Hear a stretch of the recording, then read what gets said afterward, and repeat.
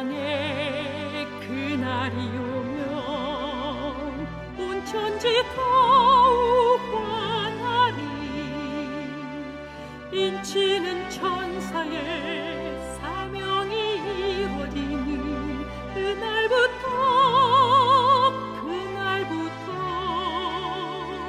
주의 백성 구하러 영광의 왕 오실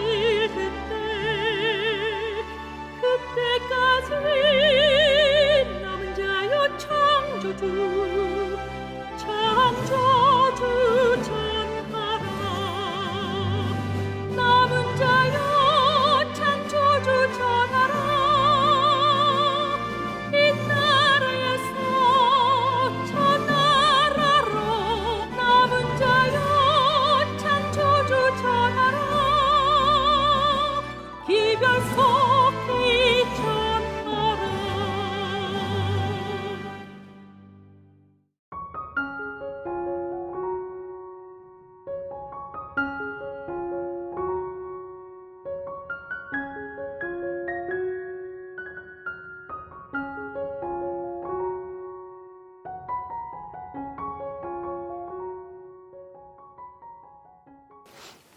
안녕하세요.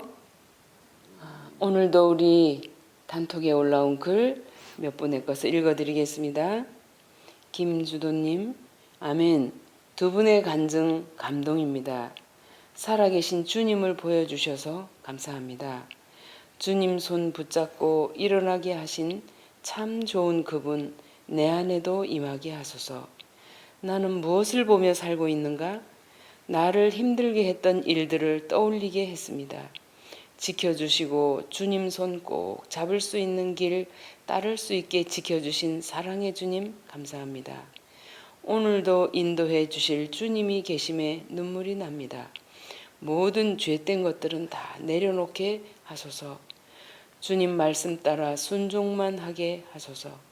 주님 안에서는 절망이 없음을 알게 해주셔서 감사합니다. 그냥 눈물이 흐릅니다. 너무 좋아 눈물이 납니다. 계속 기다리시며 부르고 계실 그분 만나게 하소서. 일으켜 세우실 사랑의 그 손길 만지게 하소서. 오늘도 이 복음 많은 이들에게 전달할 때 눈과 귀를 열어주소서. 감사합니다. 스프링님, 아멘. 나의 짐을 주님께 내려놓으면 주께서 해결해 주시고 피할 길을 주시며 참된 쉼을 얻게 해주시는 놀라운 은혜에 감사합니다. 너무나 힘든 일이었지만 아이들을 통하여 고난이 저를 하나님께로 돌아가도록 안내하는 축복임을 경험함으로 알게 해주신 하나님의 섭리가 제게 복덩어리가 되었습니다. 참으로 인간의 위기는 하나님의 기회임을 체험적으로 알게 해주신 하나님 감사합니다. 박길수님, 아멘. 육신의 생명이 살아있는 동안에는 문제와 시험이 많겠지만 항상 감사하며 기도하며 살겠습니다. 이상입니다. 안녕하세요. 오늘도 말씀을 기다리며 말씀 앞에 앉으신 여러분 정말 환영합니다. 오늘이 19번째 강의입니다. 정신건강으로는 4번째 강의를 하려고 해요. 지금까지 나간 모든 강의를 그대로 듣고 실천해 오신 분들은 상당한 건강과 마음의 변화가 일어나고 있으리라고 믿습니다. 여기 단톡방이나 또 문자로 소식을 보내주지 못하는 분들일지라도 여러분들의 개개인에게 변화들이 일어나고 있는 것은 사실입니다. 어제도 어떤 분이 병원에 가도 치료가 안 되고 약을 먹어도 치료가 안 됐는데 지금 이 프로그램을 따라하면서 그런 모든 증상들이 사라지고 너무 기분이 좋습니다 하는 그런 소식들이 들려오고 있어요. 사실 그렇게 됩니다. 여러분들이 뭐 이런 전화를 안 해주고 이런 글을 안 올려줘서 안 일어나는 게 아니고 여러분들이 진정으로 마음으로 받고 순종하는 변화가 일어났다면 몸과 마음은 분명히 변하고 있어요. 하나님의 말씀의 복음은 능력이 있어서 믿는 자들을 구원하는 창조력이 일어나는 것입니다.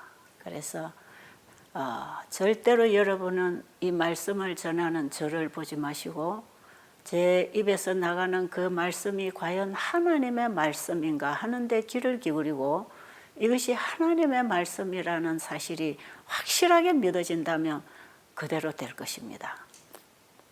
그러니까 지금 여러 나라에서 지금 이 세미나에 들어와서 서로 상담하고 질문하고 지금 진행하고 있는데 이 세미나에 들어와서 이 프로그램을 따라하는 모든 분들에게 저는 하나님이 함께 하신다고 믿습니다. 여러분이 진정으로 믿음으로 말씀을 받는다면 분명히 일어날 거니까요. 지금까지 그저 형식적으로 이론적으로 신앙을 했다면 이제는 말씀으로 돌아가는 믿음의 신앙을 하게 되기를 바랍니다. 믿습니다 하는 고백으로 교회를 다니는 게 아니고 진정으로 우리는 예수를 믿고 살아야 합니다. 믿음으로 말미암아 살아야 합니다. 믿음으로 말미암는 의는 하나님의 말씀과 일치된 하나된 의입니다. 그래서 우리가 믿을 믿음은 하나님의 말씀에 대한 믿음이기 때문에 이 말씀 앞에 어떤 인간도 방해가 되면 안 됩니다. 인간은 다만 말씀을 전하는 복음 전도자일 뿐이고 이 말씀을 하나님의 말씀으로 받고 배우는 자는 분명한 변화를 경험하게 될 것이에요. 이제 우리는 창조주께로 돌아가는 첫째 천사의 기별에 응답하고 있는 사람들입니다. 그러니까 분명히 하나님께로 돌아가는 그 믿음, 하나님의 말씀대로 살아가는 그 믿음의 생애를 통해서 우리에게서 일어나는 치유와 변화는 그것이 곧 하나님께 영광을 돌리는 일이 될 것입니다. 이러한 자들의 죄를 도말하고 그 죄를 사단에게 옮겨서 우리를 괴롭히던 죄를 사단에게 옮겨서 영영한 사망의 심판을 선고하는 그 일이 지금 하늘 지성소에서 일어나고 있는 조사 심판입니다. 자, 예수님이 오시기 전에 반드시 하늘에서 조사 심판이 끝나야 되고 그래야 누가 구원을 받을 것인지가 결정되는 것이고 죄를 가져다 준 장본인인 사탄, 창세기 3장 15절에서 여자의 후손은 내 머리를 상하게 할 것이라고 하는 영원히 사단이 박살나는 사망의 선고가 선언되고 이제는 대쟁투의 역사는 끝나고 하나님을 창조주를 믿고 그분을 따르면서 하나님께 영광을 돌리고 살아가는 이 백성들은 영원히 하나님께 영광을 돌리기 위하여 영원히 창조주를 경배하기 위하여 영원한 안식에 들어가기 위하여 예수님이 우리를 데리러 오실 것입니다.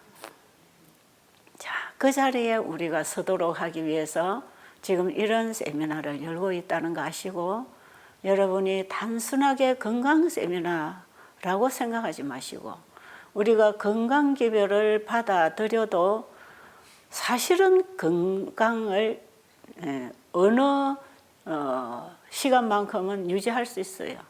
뭐 여러분들이 건강기별 잘 지키죠? 나무 둥치에서 잘라진 가지를 조금 더 살게 하기 위하여 물에다가 담가 놓게 하는 정도가 건강기별의 혜택이고요. 그 건강기별을 통해서 영원한 복음이신 예수님을 영접해서 예수 안에 있는 새 생명으로 영원한 생명으로 거듭나서 그 생명 안에서 살아가는 이 사람들은 나무덩치에서 잘라진 가지가 다시 나무덩치로 접붙임 받는 그래서 나무로부터 오는 생명 에너지를 받고 진짜 살아나는 진짜 자라나는 이런 경험을 예수를 믿음으로 말미암아 의로 할 수 있는 것입니다.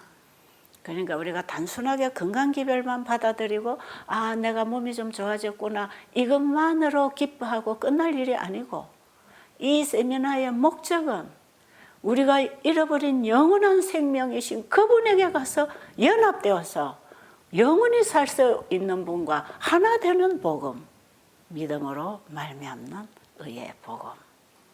이 복음을 여러분이 만나야 돼요. 그래서 우리가 영적으로 정신적으로 회복을 하기 위해서는 이 몸 관리를 바로 해야 돼요. 이 몸이 바로 그 일을 하는데 함께 연합하고 나가기 때문에. 그래서 제가 계속 말씀드리지만 사탄은 우리의 육신을 치쳐서 비건강, 비도덕적인 생활을 하기 위해서 육신을 치고 우리의 육신을 병들게 하고 고통스럽게 하고 망가지게 하면서 우리의 정신도 영적인 회복도 다 방해를 하고 있기 때문에 우리가 이번에 전해진 이 건강기별을 천국을 소망하고 예수님의 재림을 진정으로 기다리고 있다면 여러분의 가정에서 밥상에서부터 먹고 자고 깨고 살아가고 일하는 모든 삶에 하나님의 말씀과 일치한 건강개혁이 일어나기를 원합니다. 그래서 이 건강기별은 우리가 영생을 얻도록 전파되는 세천사의 기별에 이게 오른팔처럼 붙어서 같이 나가는 기별이기 때문에 여러분들이 이것이 복음과 분리된 별개의 기별이라고 생각하지 마시고 복음과 하나된 영원한 복음에 하나된 건강기별이라는 것을 여러분들이 꼭 좀 이해하시고 이 부분에 여러분들의 마음에서 어떤 확신과 뜻을 정하는 그런 결정이 있게 되기를 바랍니다. 자, 오늘은 정신건강 4번째 시간인데 어제 여러분들은 귀신 들린 자에 대한 얘기를 들었습니다. 우리가 다 귀신 들린 자라 그랬어요.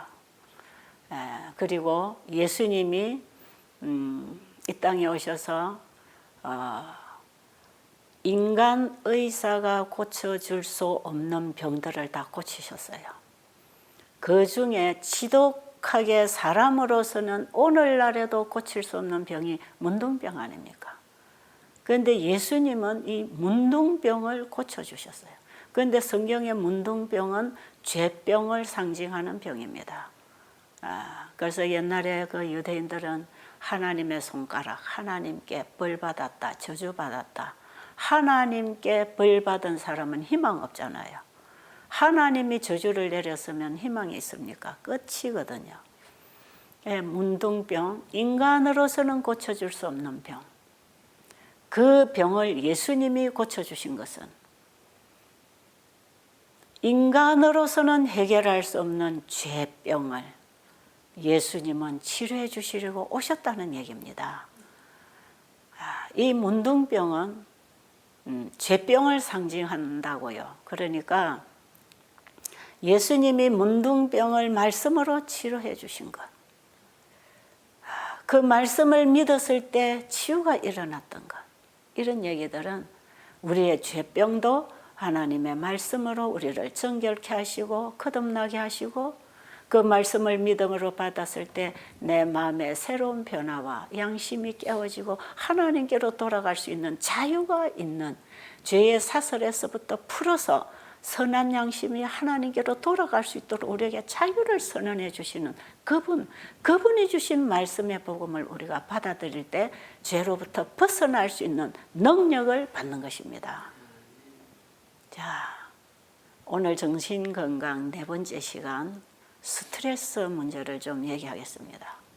많은 사람들이 스트레스 받는다 그랬죠. 그리고 만병의 원인은 스트레스에서 온다. 엘렌 G 화이트 여사는 질병의 90%는 마음에서 온다. 이 스트레스 문제, 마음이 고통을 당할 때, 마음이 괴로울 때, 몸이 함께 괴로워하는 그 질병, 이런 것들이 다 스트레스 문제, 걱정, 근심, 불안, 초조, 원수 관계, 미워하는 관계, 이런 모든 스트레스 문제는 어디서 오는 것인가? 이것을 어떻게 해결할 것인가? 제가 그동안에 환자들을 많이 만나고 있지만 암 환자들이 스트레스를 받게 되면 낫던 환자도 커집니다. 암덩어리가 줄어들던 환자도 어떤 스트레스가 오면 이게 다시 커지기 시작하는 걸 너무나 많이 봅니다. 이 외부로 돌출된 이런 암들은요, 벌써 보고 만질 수 있는 부분 아니에요. 이런 부분의 환자들이요, 이 병이 걸려서 와서 진정한 해결을 하고 건강 기별대로 실천하면서 한 며칠, 1주, 2주, 3주, 한 달 지나는 동안에 이 암 함부가 말랑말랑해지고 줄어든다고 와서 막 얘기합니다. 환자들이. 아, 이렇게 좋아지고 있네요. 그러던 분들이 어느 날 보면 이게 다시 크고 있습니다 하고 또 쫓아오는 사람들이 있어요. 그건 틀림없이 스트레스 문제가 있고 과식 문제가 있고 잠을 잘 수 없는 이러한 서너 가지 문제가 딱 걸립니다. 그래서 제가 환자들이 회복이 잘 되다가 더 나빠지고 있습니다, 이런 상담을 와서 하면 제가 몇 가지를 탁 짚는 게 있어요. 이게 분명히 좋아지다가 나빠질 때는 제대로 하고 있지 않습니다. 그랬더니 저는 제대로 너무 잘하고 있는데요. 아니요. 그러면서 제가 몇 가지를 탁 짚어요. 과식을 합니까? 과식 안 하는데요. 잠을 못 주무십니까? 잠도 잘 자는데요. 스트레스가 있었습니까? 아, 예, 스트레스가 있었습니다. 들어보면은 굉장한 스트레스가 있었어요. 잠도 잘 자고 밥도 잘 먹고 적당하게 잘 먹고 운동도 잘하고 다 문제가 없는데 이 스트레스 문제가 있어요. 어떤 때는 한 방에 룸메이트하고 갈등이 와서 스트레스 받는 수도 있고, 집에서 전화 오는 거 전화 받고 스트레스 받을 수도 있고, 제일 스트레스가 많은 게 내 병이 지금 치료될까 안 될까, 낫고 있나 악화되고 있나에 긴장하고 있으면 스트레스가 굉장합니다. 그래서 저는 환자들 오면 지금까지 상금해도 많이 살았으니까 이제는 죽음 준비하고 이거 병은 놓으세요. 병은 다 내려놓고 이제 예수님 만나서 영생 얻을 준비하세요. 중증 환자들 오면 제가 그렇게 상담을 해주거든요. 그럼 대부분 예, 그거 하려고 왔습니다. 예, 그거 하겠습니다. 정말 이제는 자기 인생을 마감하는 단계에 와서 내가 어떻게 구원을 준비할까 하는 그런 분들이 오면 그 말이 자기에게는 기다렸다는 뜻이, 예, 제가 그 준비하려고 왔습니다. 제가 예수님 만나러 왔습니다. 이런 분들이 훨씬 회복이 잘 되거든요. 어쨌든 이제 젊은 사람들에게는 이런 말을 해주는 게 참 마음 아픈 일이지요. 그러나 지금 몸 상태가 너무 안 좋은데 그냥 죽고 사는 문제에 연연하지 마세요. 그냥 내려놓으세요. 이것을 주님 앞에 가지고 가서 다 내려놓으세요. 그리고 죽고 사는 거 포기하세요. 그분께 맡기고 그분이 주시는 게 가장 좋은 거니까, 그것이 죽음이라도 주님이 주시는 건 가장 안전하고 좋은 것이니까 주님께 맡기고 그분이 하시는 대로 받아들이세요. 그럴 때 사람들이 나으러 왔는데 죽음 준비를 하라고 하는 것은 너무나 냉정하고 매정스러운 얘기 같겠지만, 제가 환자들에게 때로는 그 얘기를 해주는 것은 이 병에서부터 놓여야 됩니다. 질병의 근심 걱정에서부터 놓여야 됩니다. 환자들에게는 이 병이 가장 큰 스트레스예요. 그것마저도 놔야 돼요. 그럴 때의 진정한 평안, 정말 이 문제를 가장 좋은 방법으로 처리하시고 해결해 주시고 고쳐주실 그분에게 맡겼다면 나는 평안을 얻어야 되는 것이죠. 그런 진정한 믿음이 있다면 진짜 회복을 받을 수도 있고 죽어가면서도 예수님을 붙들고 영생의 잠을 잘 수도 있다 이 말이에요. 얼마나 축복인지 몰라요. 이게 그냥 세상살이 열심히 하다가 그 어린아이가 나비 따라가다가 그냥 낭떠러리에 떨어져 생명도 잃을 뻔했지만 발 앞에 걸리는 그 돌뿌리 때문에, 그것 때문에 무릎이 깨지고 아야 하고 우는 일이 생겼지만 그것 때문에 엄마가 와서 보호하고 붙들어 줄 수 있는, 살 수 있는 기회가 된 것처럼 우리가 인생을 사망의 길을 향해서 걸어가다가 어떤 이런 위기를 만났을 때 그때가 우리가 다시 돌아설 수 있고 하늘을 우리로 바라볼 수 있는 기회가 될 수 있는 것입니다. 이 땅의 인생은 영원하지 않습니다. 그러니까 여러분, 스트레스 문제는 다 자기 문제예요. 자기 문제. 스트레스는 사람들이 남이 준다 그러죠. 아마 그동안에 제 강의를 많이 들으신 분들은 스트레스 안 받는 법, 스트레스 안 받는 법 5가지. 언젠가 제가 베델에서 이 강의를 해서 유튜브로 올렸더니 그 강의를 사람들이 참 많이 듣는 모양이에요. 아마 지금도 올라가 있을 테니까 그걸 여러분들 한번 들어보고 싶으면 한번 들어보세요. 그리고 여러분에게 정말 현실적으로 도움이 되도록 하세요. 듣고 잊어버리지 말고 받고 여러분이 그대로 변화를 받으세요. 그러면 이 문제 해결됩니다. 하나님의 말씀에는 해결하지 못할 일이 없어요. 만병의 처방이 하나님의 말씀이고 그 말씀은 우리의 영적, 정신적, 육체적 질병에 있어서 해결하지 못할 부족함이 없습니다. 우리가 가지고 있는 모든 문제가 그분의 말씀 안에서 해결될 수 있는 그 답을 지금 우리는 이 세미나를 통해서 듣고 있는 것이에요. 예. 세상에 죄병을 치료할 의사가 있습니까? 우리의 정신병을 치료할 의사가 있습니까? 정신과에서 주는 약은 먹으면 먹을수록 여러분의 정신이 망가지고 있다는 거 아시겠습니까? 여러분의 마음을 평안하게 해주고 모든 스트레스에서부터 자유롭게 해주는 약이 이 세상에 어디 있습니까? 그 약은 딱 한 가지.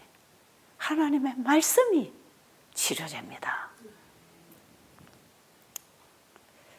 그래서 저는 그동안에 환자들이 와서 이 우울증, 좌절, 불안, 초조 이런 부분에서 굉장히 좌절하고 있던 환자들이 그 창조의 하나님을 알고 그 말씀을 믿고 받아들이면서 살아나는 일을 제가 얼마나 많이 봤겠습니까?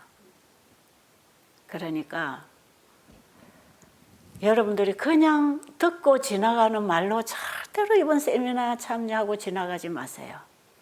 우리는 너무나 오랫동안 교회를 다니면서 성경 공부를 하고 좋은 목사님의 설교를 들으면서도 그냥 듣고 지나가 버리는 그런 것이 우리에게는 어떤 습관이 되어 있는지 몰라요. 너무나 피상적이고 형식적이고 이론적인 신앙에 우리는 너무 익숙해서 정말 하나님께 기도를 하지만 어떤 아름다운 언어를 구상해서 열심히 많이 기도하면 되는 줄 알고 진정한 기도의 의미를 우리는 잃어버리고 있어요.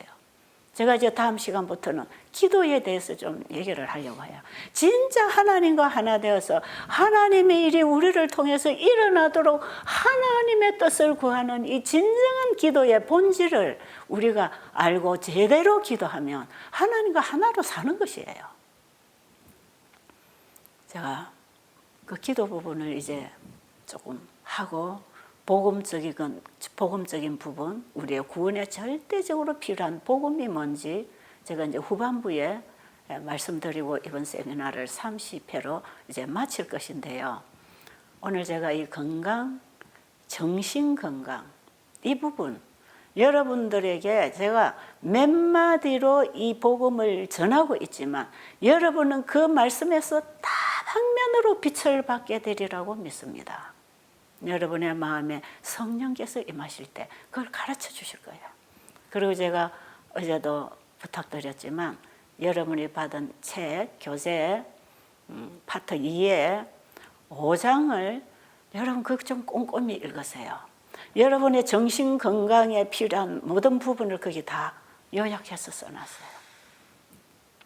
그 5장을 가지고 제가 강의를 하려면 분야별로 엄청나게 긴 시간, 긴 날에 강의를 해야 되는 부분이에요. 그게 특별히 이 몸과 마음이 하나로 연결되어 있다는 거. 많은 살인사건, 자살사건, 가정에 깨어지는 이런 불화들이 이 우울증에서 오고 있다는 거. 그리고 우울증의 증상이 나타났을 때, 가족들에게 그 증상이 나타났을 때 가족들이 어떻게 이 환자를 도와주고 협력해서 이 환자를 치료를 해줘야 되는지. 그런데 이 우울증이 대부분 이 스트레스 문제로 우울증이 온다. 왜? 마음의 상처가 계속 깊어지면 마음이 아파지는 게 우울증이거든요. 여러분, 손가락 하나에 칼자루만 지나가서 아파도 손에 힘을 잃을 만큼 통증 느끼지요. 우리의 마음의 상처가 생겨서 마음이 아프면 마음의 힘을 잃어버려요. 그게 우울증이에요. 마음의 힘을 잃어서 더 이상 일어날 용기가 없고 살아갈 의욕이 없고 희망이 끊어진 것 같고 모든 것이 포기되고 좌절돼서 힘이 쑥 빠져서 누워서 일어날 힘조차, 손가락 꼼짝할 힘조차 없는 그 좌절감, 그 마음이 아파서 그래요. 몸에 힘이 빠지는 것은 마음에 힘이 빠졌다는 것입니다.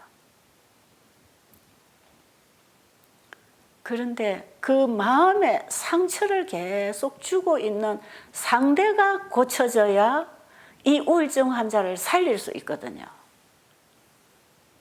그런데 스트레스를 주고 상처를 입히는 상대는 내가 상처를 주고 있다. 저분에게, 저 사람에게 내가 상처를 입히고 우울증을 만들어주고 있구나. 이거 생각 못 합니다. 많은 아내들이 남편의 폭행과 폭언에 무서워서 절절 떨고 당하고 공포심을 느끼고 이런 정도로 강한 남편들이 약한 아내를 사로잡아가면요, 그 아내는 분명히 깊은 우울증을 앓고 있어요. 그 우울증을 깊이 앓으면요, 자기에게 상처를 주고 아프게 한 상대가 미워집니다. 싫어집니다. 나중에는 죽이고 싶은 거예요. 나를 상처 주는 저 상대가 없어져야 내가 살겠다고 하는 그 어떤 본능에서부터. 그래서 우울증 환자들은요, 살인까지 합니다. 나중에 살인할 상대를 죽일 용기가 없으면 자기가 자살을 하지요. 그래서 자살, 살인, 가정파괴, 이혼 이런 것들은요, 그 관계에서 깊은 스트레스로 인한 상처가 깊어져서 더 이상 살아갈 용기와 의욕이 끊어졌을 때 마지막으로 별거, 이혼, 자살, 살인 이렇게까지 가는 거예요. 용기가 없는 사람은요, 자살도 못해요. 그래서 이혼하는 것입니다. 이혼할 용기도 없는 사람은 별거 하지요. 별거로도 해결이 안 되면 이혼을 하는 것이에요. 왜요? 도저히 아파서 살 수가 없어요. 의욕이 없는데 어떻습니까? 마음의 상처가 깊어져서 마음이 아플 때 몸 전체가 다 의욕을 잃어서 그냥 오늘 이대로 죽고 싶은데, 아무것도 안 하고 싶은데 어떻게 삽니까? 그러니까 가정이 깨지는 것이에요. 자, 이럴 때에 해결 방법 두 가지입니다. 두 가지. 첫째는 상대가 변해야 됩니다. 그리고 내 자신도 변해야 됩니다. 그런데 이것이 불가능할 수도 있습니다. 그럴 때에는 당분간 분리시켜야 됩니다. 분리시켜 줘야 돼요. 이는 인간적인 방법으로도 필요합니다. 이거는. 끊임없이 상처받고 하나는 죽어가는데, 하나는 상처 주는 줄도 모르고 하나는 아파 죽어가는데, 이 몽둥이가 싫어서 그냥 죽고 싶고 죽이고 싶은데 가만히 놔놓으면 해결 안 됩니다. 우울증이 스스로 해결 안 돼요. 이럴 때에는 몽둥이를 든 사람하고 분리를 시켜야 돼요. 그래서 이게 간단하게 분리해서 해결될 문제라면 제일 좋습니다. 근데 잠깐 동안 분리해서 해결이 안 되면 길게 분리시켜야 돼요. 이것도 해결이 안 되면 그냥 깨어지는 것이에요. 왜? 살기 위해서는, 서로가 살기 위해서는 살 수 없는 상황이 온다 이 말이에요.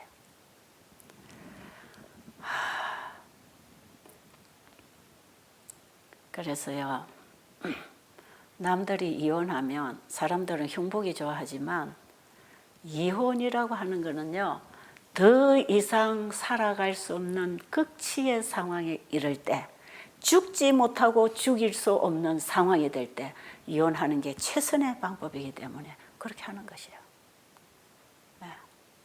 그러니까 사람들은 자신이 경험해 보지 않으면 그 아픔과 고통이 뭔지를 몰라요. 그런데 자신이 그 문제를 만나게 되면 누구든지 그렇게 될 수밖에 없어요. 우리는 아직 연약한 인간이기 때문에 항상 인간관계 속에서 살아갈 수밖에 없기 때문에 이 관계가 잘못되면 문제가 생기고 이 관계가 문제를 일으키면 관계가 끊어질 수밖에 없는 것. 상대를 끊임없이 괴롭히면 절대로 관계가 같이 지속될 수 없는 것. 그런 부분이 있습니다. 자, 이럴 때에 서로를 갈라놓고 서로가 자신을 살피고 자신이 회개하고 자신의 문제를 해결하고 자신의 그 어떤 아픔을 치료받을 수 있다면 다시 연합할 수 있는 것이에요.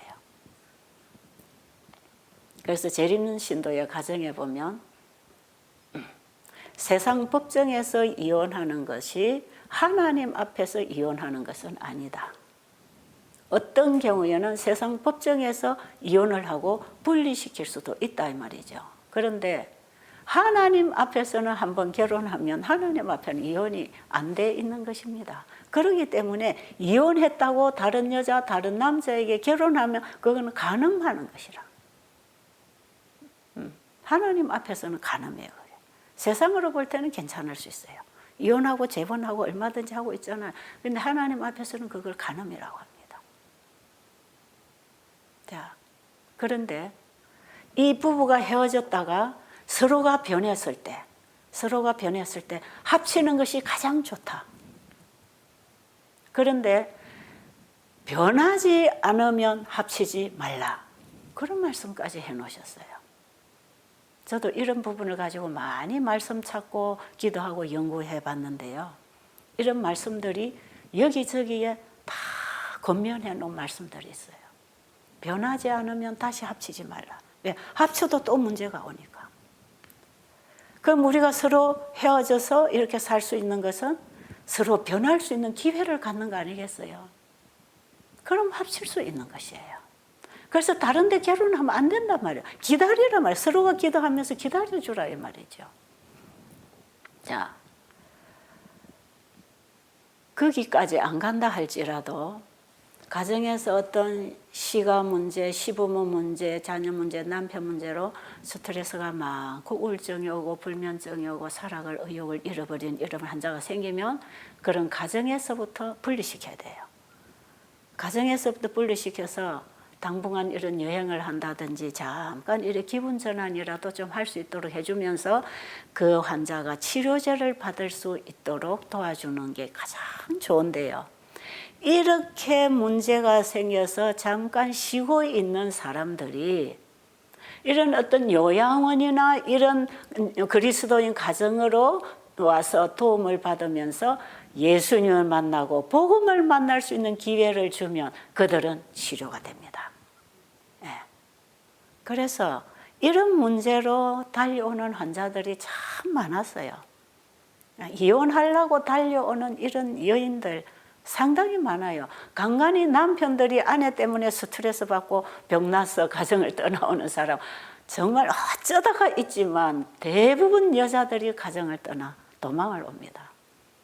올 때는 다시는 이 집에 안 들어온다고 생각하고 도망을 왔다가도 와서 자신의 문제를 생각하고 자신의 그 상처가 치료가 되면서 자신이 그동안에 살아오면서 나도 잘못했구나 이렇게 해서 서로가 자기 안에 문제를 깨닫고 그 처방을 받고 회복이 되면 다시 가정으로 돌아가서 연합이 되는 거죠. 이런 식으로 병들어서 더 이상 살 수 없는 상태로 되면 분리시켜서 치료를 받을 수 있죠.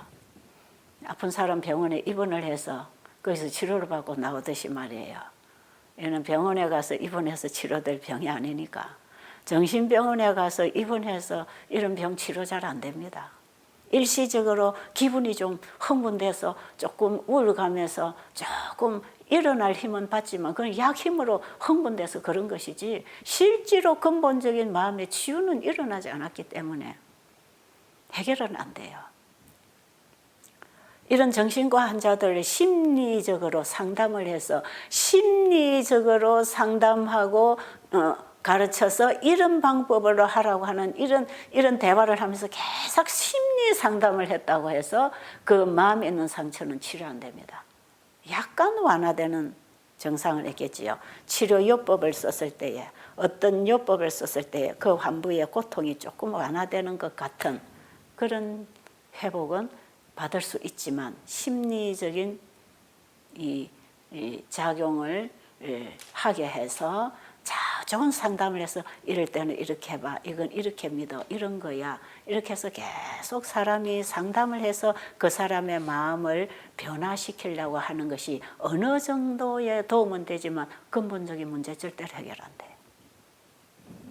많은 분들이 심리학을 공부하고 심리 상담을 한다고 하지만 그거 한계가 있습니다. 한계가. 오늘날 이 몸에서 일어나는 체질적인 병들이 현대의학에서 한계가 있는 것처럼 이것도 여전히 한계가 있어요. 어느 선까지는 도움이 되지만 근본적인 문제가 해결 안 돼요. 그런데 그 근본적인 문제를 해결하고 치유할 수 있는 치료제, 치료할 수 있는 의사, 그분은 우리의 심령을 창조하신 하나님. 죄로 인해서 병든 심령을 치료하시는 분, 죄로부터 구원해서 죄병을 치료해 주시는 예수 그리스도, 그분밖에 없어요. 제가 뭐 여러분 예수 믿으라고 뭐 이런 말 그냥 듣기 좋게 하는 말이 아니에요. 진짜 그 예수님이 치료하십니다. 거기서부터 구해 주십니다. 그래서 그 우울증과 그 불안감과 그 불행한 인생, 정말 포기하고 자포자기하고 절망에 빠졌던 그 마음에 새로운 힘이 오고 생명이 일어나고 기쁨이 오고 행복이 오고 평안이 온다 이 말이에요. 평안이 와요. 그래서 우울증으로 날마다 죽고 싶던 사람이 행복하게 평안하게 살 수 있는 변화가 오는 것이에요. 그 치료제가 진짜 있어요. 그게 하나님의 말씀을 먹을 때 그 말씀이 내게 기쁨과 행복과 희망을 주는 것입니다. 그 말씀이 꿀송이처럼 맛있고 기쁨이 온다 이 말이에요. 그 말씀에서 빛을 받아야 돼. 빛을 받아야 돼. 그 말씀으로부터 빛을 받으면 내 마음에 변화가 일어나겠지요. 그 변화가 무슨 변화인지 아세요? 하나님의 마음과 하나 되는 변화입니다. 자, 이제 다시 본론으로 들어가서 스트레스는 남이 주는 게 아니고 내가 받는 것이다. 이 부분에 있어서 우리가 본질적으로 이해를 하고 그 하나님이 주신 처방전 안에서 우리가 살아가면 이런 많은 정신질환으로부터 보호를 받을 수 있고 이런 정신질환의 고통 속에서 구원을 받을 수 있는데요. 지금 오늘 제가 여러분에게 말씀드리고 싶은 이 스트레스 안 받는 이 방법, 성경에서 주는 이 처방 몇 가지를 소개할 때에 그 처방을 여러분이 받아들이고 하나님의 생각이 내 생각으로 만나져서 세상을 보고 사물을 보는 내 생각이 바뀔 때,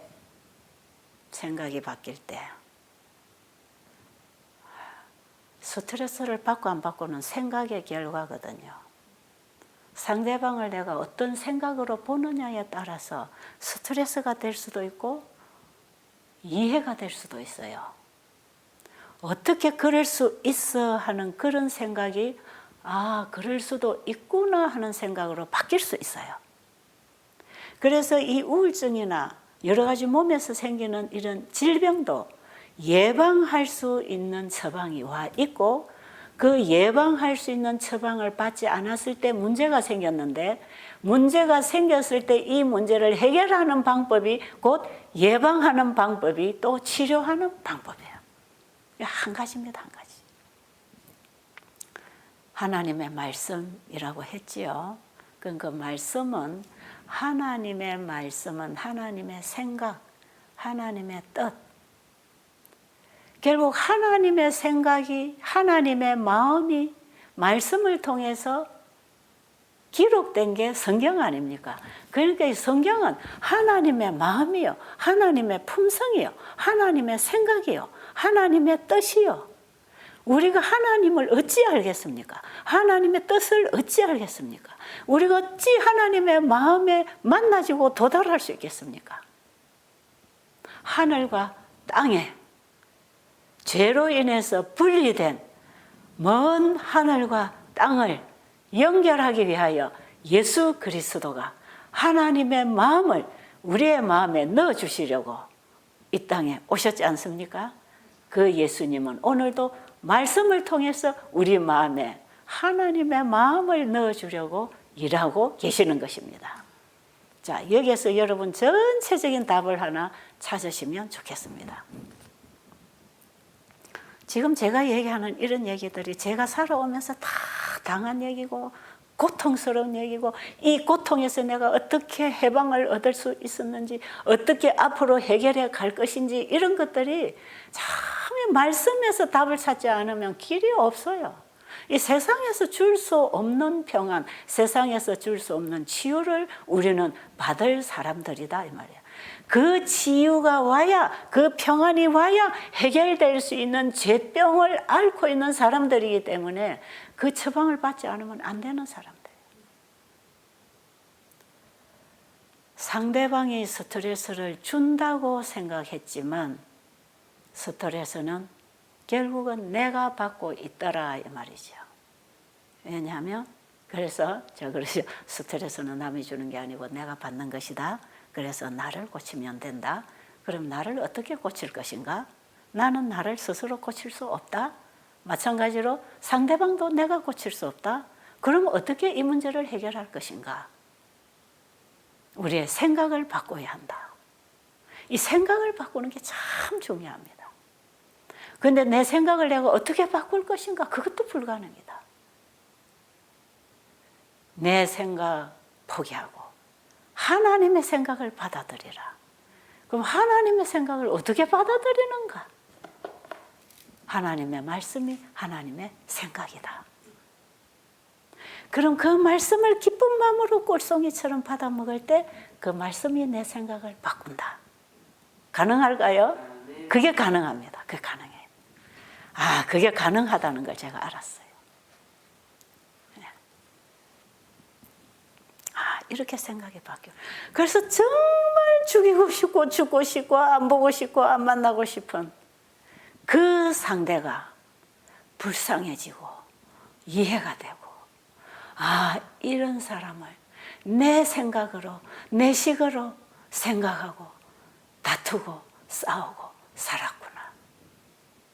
그래서요, 하나님의 생각이 내 마음에 들어오면요, 지금까지 이 관계 속에 내가 다 잘못했구나, 상대방을 이해하지 못했구나, 내가 잘못했구나. 그럼 어떻게 합니까?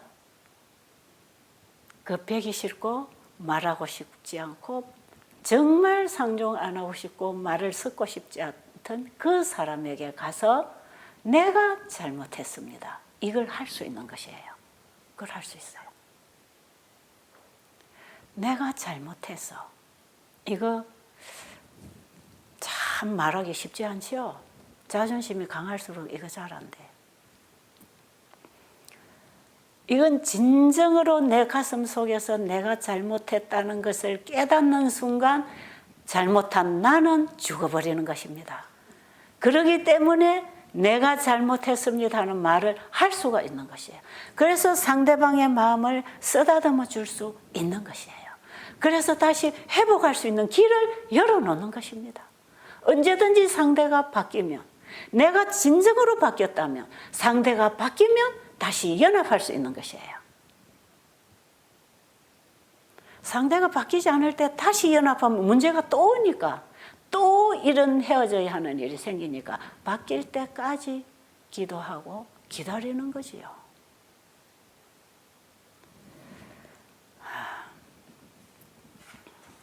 그렇게 할 수 있을지 모르겠어요.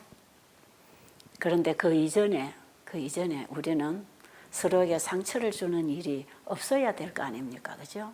그래서 이 말씀은 예방이다 말이야. 가정이 깨어지기 전에 깨어지지 않을 수 있는 예방 차원에서 이 말씀들을 주셨어요. 그런데 우리가 그 말씀을 받아 먹어서 하나님의 생각으로, 그분의 마음으로, 그분의 뜻으로 살지 못했기 때문에 이런 일들이 다 벌어졌어요. 우리가 하나님을 알고 그분 뜻대로 산다고 하지만 아직 우리는 공사 중, 아직도 우리는 얻었다 함도 아니요 다 이뤘다 함도 아니요 우리가 달려가고 있는, 아직도 우리는 지금도 넘어질 수밖에 없는 연약한 인간이기 때문에, 나는 완전하게 되었다고 말할 수 있는 사람은 아무도 없기 때문에, 여러분 우리의 몸의 병도 완치도 불치도 없는 것처럼 우리의 정신건강, 우리의 인생도 완전한 성공도 완전한 실패도 아직 없습니다. 아직 과정에 있어요. 그래서 여러분 가정에서 일어나는 불화나 인간관계에서 일어나는 이 불화를 가지고 여러분 그 인간과 단절하지 마시고, 아직 끝난 게 아니고 아직 과정에 있으니까 지금은 이렇지만 앞으로 회복할 수 있는 기회가 있다는 사실을 아시고 노력하시고 하나님의 처방을 받아들이기를 바랍니다. 하나님 처방을 받고 내가 먼저 회복이 되면 상대방을 향해서 마음을 열어놓을 수 있고 다가갈 수 있는 것이거든요. 우리는 지금 아직 다 된 사람 없어요. 집이 공사 중일 때에 얼마나 소리도 시끄럽고 먼지도 나고 사고도 납니까? 우리의 품성 건설, 하나님의 말씀을 달게 먹으면서 우리의 품성에 기초를 놓고 지금 건물을 세우고 있지만 아직 완공된 건물이 아니기 때문에, 제가 이 집을요, 우리 딸이 1년 동안 짓는 동안에 7개월을 딸이 수고를 해서 이 집을 짓는데 제가 한 번씩 와봅니다. 오면은 그때 앞곁에서 갖다 붙이고 바르고 자르고, 거기서 먼지가 폴폴 나고 기계 소리가 쨍쨍 나고 집안에 들어와도 구석구석 먼지가 가득가득 쌓여 있고,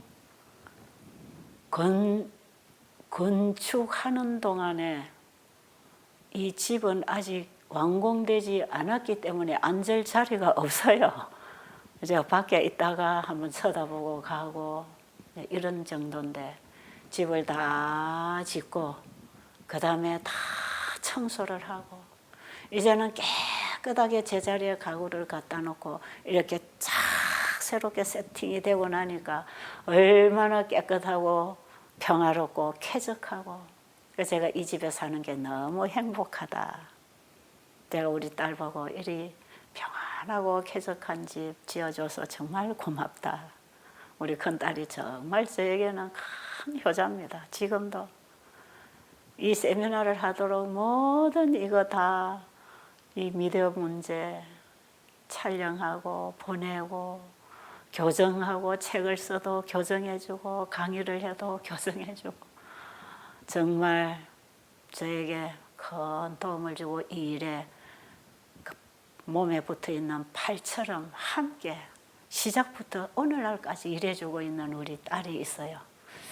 이 딸이 정말 하나님께서 주신 딸. 제가 화이 부인의 자서전을 보면 화이 부인에게 이 계시를 주시고 이 일을 하도록 그 남편을 결혼하도록 하나님이 그 결혼을 시켜줬어요. 짝을 하나님이 보내줬어요. 제가 그걸 보면서 화이 부인 혼자서는 결코 할 수 없는 일을 그 남편이 함께 협력해서 일을 해올 수 있었구나. 참 화이 부인이 걸어오는 길도 얼마나 험악했는지 모릅니다. 오해와 비판과 불신과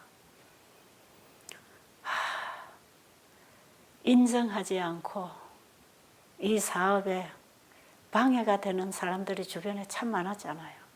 여인 혼자서 걸어오기 힘들었을 것입니다. 남편을 하나님 붙여주셨더라고. 하나님께서는 복음 사업에 항상 짝을 지어주시는 것 확실한 것 같습니다. 제자들을 내보낼 때도 짝을 지어 보냈죠. 그 일을 절대로 홀로 할 수 없을 때 옆에 돕는 짝을 주셨어. 가장 좋은 짝이 돕는 배필 아닙니까? 돕는 배필. 그렇지 못할 때는 자식이든 친구든 이웃이든 하나님은 돕는 짝을 주셔서 그 하나님이 뜻하신 일을 이루시도록 하시는 분으로 저는 압니다. 하나님이 우리에게 주신 이웃들, 가족들은 돕는 관계로 주셨다. 서로 돕는 것이다. 그런데 서로 도움을 주고 도움을 받으면서 사랑의 교제 속에서 함께 살아갈 수 있는 가족. 그래서 돕는 배필, 돕는 배필. 내가 도와줘야 상대가 살 수 있고 상대의 도움이 나에게 필요하고 우리 인간은 그렇게 살아요. 그런데 돕는 관계가 서로 고통을 주고 해치고 괴롭히는 관계면 이 서로 관계가 깨질 수밖에 없는 거죠. 우리는 서로 돕는 관계로 상대를 봐야 되고 만나야 되고 그럼 이 돕는 관계로 상대를 보고 살아갈 수 있는 그 정신, 그 생각, 그 마음은 하나님이 주셔야 합니다. 인간은 태어나면서부터 이기적인 속성을 가지고 태어났어요. 자기 중심, 자기 마음대로, 자기 하고 싶은 대로. 상대방이 나에게 도와주면 좋은 사람이고 나에게 손해를 끼치면 나쁜 사람이 되어 있는 거죠. 그거 다 자기 중심으로 보는 거죠. 그래서 어떤 사람이 어떤 사람을 평할 때 아주 저 사람 나쁜 사람이야 평을 할 때 그거 여러분 그대로 믿으면 안 돼요. 그 사람과 저 사람과의 관계가 나쁘면 그 사람의 나쁜 점만 가지고 계속 나쁜 평을 해요. 그런데 다른 사람이 그 사람과 관계를 좋은 관계를 맺으면 그 사람의 좋은 면만 얘기를 하는 것이에요. 그래도 이것은 심히 주관적인 판단이기 때문에 우리가 어떤 사람이 어떤 사람을 비판하거나 어떤 사람에 대하여 얘기할 때 그걸 100% 받아들이지 말고 직접 접근해서 그 사람을 알아가는 것이 참 중요합니다. 서로 돕는 관계로 살아가야 할 인간관계가 서로 상처 주고 서로 해치고 서로 관계를 끊어야 되는 관계로 살아가는 그 원인을 누가 제공을 하고 있는가를 깨달아서 그 본인이 자신이 그 문제를 해결해야 되는 것이요. 이런 문제를 우리 스스로는 알 수도 없고 깨달을 수도 없고 해결할 수가 없어요. 그래서 우리가 하나님 말씀을 배우고 그 말씀에서 하나님의 뜻이 어디 있는지 하나님의 마음이 뭔지 하나님의 생각이 뭔지를 우리의 생각에서 우리의 마음에서 만나질 때 그 상대를 볼 수 있는 제대로 된 눈이 열리는데 하나님이 인간을 보시는 것처럼 보게 됩니다. 그럴 때에 연약한 사람은 연약한 대로 나와 전혀 다른 사람은 다른 사람대로 우리가 그냥 보는 것이지요. 아, 저분은 저런 사람, 이분은 이런 사람 다 다르구나. 하나님께서는 모든 사람을 한 사람도 둘이 똑같은 사람은 안 만들어 놨으니까요. 다 다르게 만들어 놨으니까 나하고 다를 수밖에 없구나. 그래서 나와 함께 사는 가족이 부부가 나하고 다른 사람이다. 이렇게 이해를 하면 아무 문제가 없겠는데 저 사람은 틀려서 나는 맞아. 이게 큰 문제단 말이에요. 이게. 그게 문제예요. 그 문제를 해결하려면 하나님의 마음이 내 마음이 될 때 상대를 보는 내 마음이 하나님의 마음과 같아질 때 상대를 이해할 수 있어요.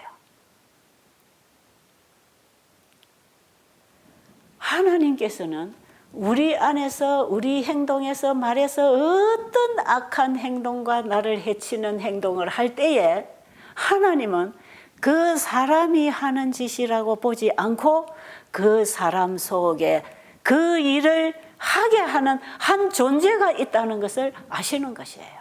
어제 제가 우리 모든 사람은 다 귀신 들렸다 그랬잖아요. 귀신이 드니까 멀쩡한 사람이 자기 자식을 죽이려고 그러고 행패를 부리고 이상한 행동을 하는 이런 것들이 다 정도 차이지 우리 안에 다 있다 이 말이에요.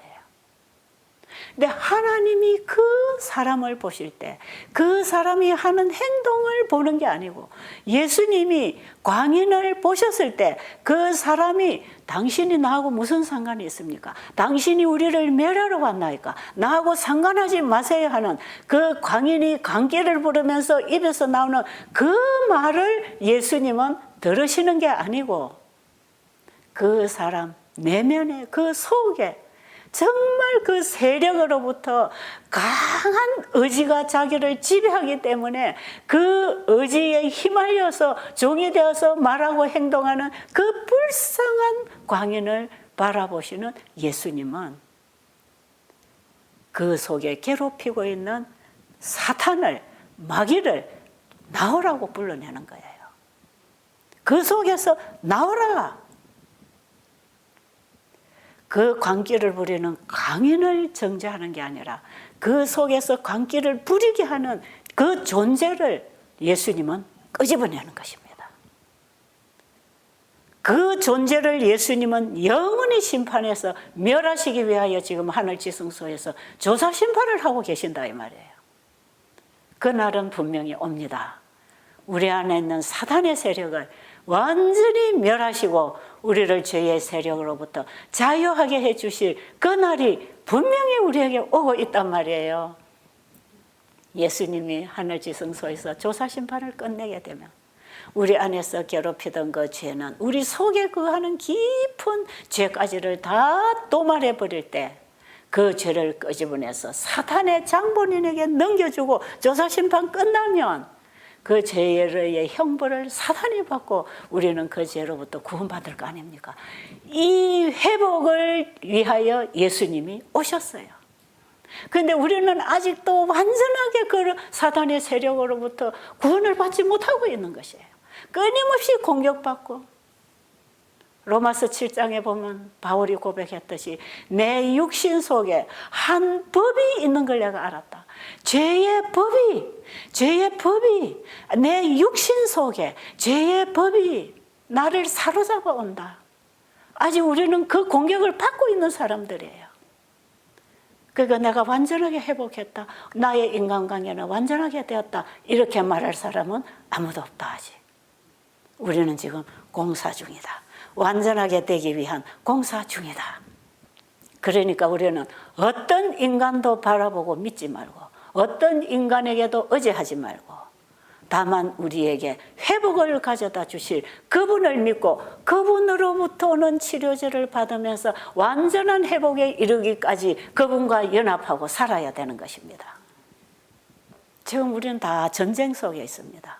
선악의 대쟁투 속에 있습니다. 그 선악의 대쟁투에서 악을 이기고 선으로 승리할 수 있는 능력은 예수님밖에 없습니다. 그래서 내가 죽고 예수로 사는 삶이 날마다 이루어질 때 우리는 그날에 힘을 얻고 그날에 승리할 수 있지만 내일 또 우리가 어떤 악한 의지의 지배 속에 들어갈지 우리는 아무도 모릅니다. 그래서 우리는 스스로 섰다고 자랑하지 말고 우리가 순간순간 예수님 붙들고 나갈 때에만 상대를 이해하고 사랑하고 포용하고 기다려줄 수 있는 인내를 얻을 수 있다는 걸 알아야 돼요. 지금 이게 우리의 인생 얘기입니다. 우리의 인생에 예수님이 개입되지 않았더라면 우리는 영원히 사단의 밥이 되어서 영원히 멸망할 수밖에 없는 존재들인데 예수님이 이 죄에 지배받고 있는 우리에게 들어오셨단 말이에요. 그래서 우리를 죄로부터 건져주시려고 그분이 오셨기 때문에 우리의 유일한 희망은 예수 그리스도밖에 없어요.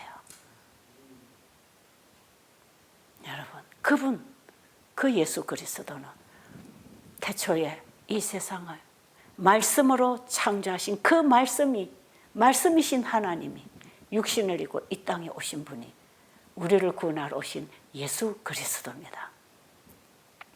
그래서 예수 그리스도는 어느 종교, 인간이 만들어낸 종교의 신이 아닙니다. 이분은 하늘로부터 오신 분입니다. 하늘로부터 오신 종교를 믿을 때 우리는 하늘로 갈 수 있는 신앙을 할 수 있는 것입니다. 우리의 신앙도 하늘에서부터 와야 되고 그 신앙이어야 우리를 하늘로 데리고 갈 수 있는 신앙이 된다 이 말이에요. 어떤 인간도 일을 해줄 수가 없지요. 오늘 여러분 제가 그저 두서없이 이런저런 얘기를 잠깐 정리를 했지만 여러분이 그 책을 좀 꼭 읽으시고 좀 구체적으로 이해하기 위해서 스트레스 안 받는 법 5가지 어디 강의가 몇 년 전에 해서 올려놨는데 그거 여러분 다시 한번 들어보시면 저런 얘기를 어떤 맥락에서 하고 있는가 여러분들이 좀 이해를 넓힐 수가 있을 것입니다. 그러니까 혹시 여러분 이런 고통스러운 문제를 가지고 계신다면 예수님께 무릎 꿇고 그분으로부터 오는 힘을 얻고 가르침을 받고 우리의 생각을 바꿔서 나를 괴롭히는 상대를 하나님의 마음으로 볼 수 있는 그런 사람으로 변화받게 되기를 간절히 바랍니다. 기도드리겠습니다. 아버지 하나님, 우리를 치료해 주시려고 독생자 아들을 보내주셨는데 우리는 그 치료해 주실 분을 구하지 않고 어떤 인간에게 가서 도움을 구하고 있지는 않습니까? 오늘 우리가 믿음으로 받고 살 수 있는 우리의 생명의 주인 되시는 예수님을 바라볼 수 있도록 도와주시옵소서. 오늘도 마음에 질병을 가지고 좌절하고 절망하고 있는 영혼들이 있습니까? 주님을 쳐다보고 일어날 수 있도록 믿음을 주시옵소서. 예수님 이름으로 간절히 기도드립니다.